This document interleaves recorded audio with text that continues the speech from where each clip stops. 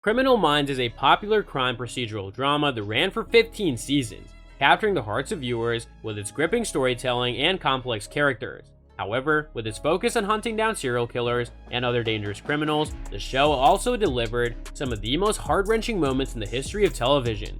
From the loss of beloved characters to the dark and twisted motives of the show's villains, Criminal Minds has left viewers reeling with emotion time and time again.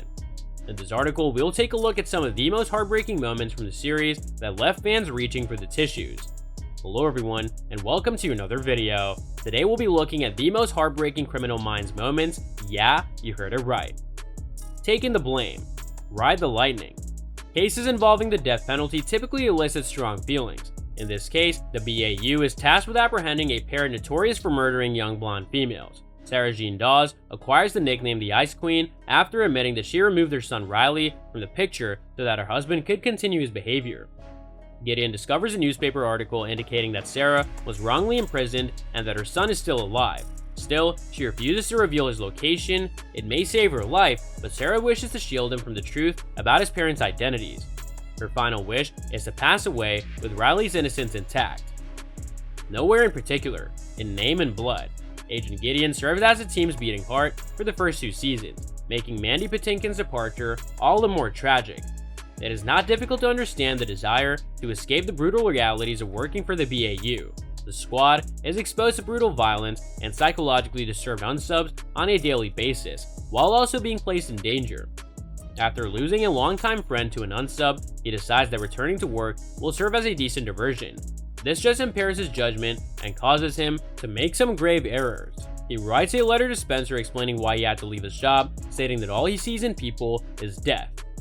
Needed more time, sick day. We're familiar with the formula: the good guys learn about the evil guys, and then they save the day. But not everyone can always be saved. We're accustomed to seeing the victims in the brief, but we're not emotionally invested in them since they're not fully realized individuals. In this particular episode, the BAU fails to save a youngster in distress. JJ and Alvis discover siblings trapped inside a burning structure.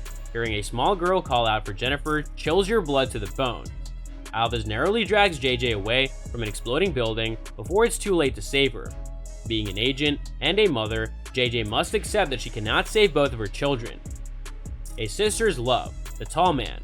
JJ has always demonstrated extraordinary strength throughout the series, but especially when her personal and professional lives collided. It was briefly hinted that her sister had died when they were little, but we ultimately uncovered the gruesome circumstances of Rosalind's death.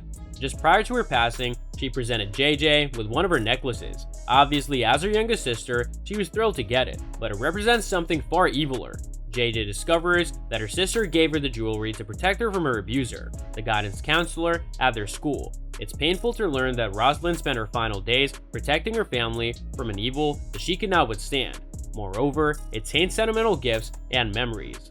Words better left unsaid. Truth or dare. We all enjoy the rare suggestion of chemistry between characters, or in the instance of Morgan and Garcia, the overt flirtation. On the other hand, the fact that only JJ is permitted to call Reid Spence is enough to make us envision a wedding. Yet, this is not always a storybook ending.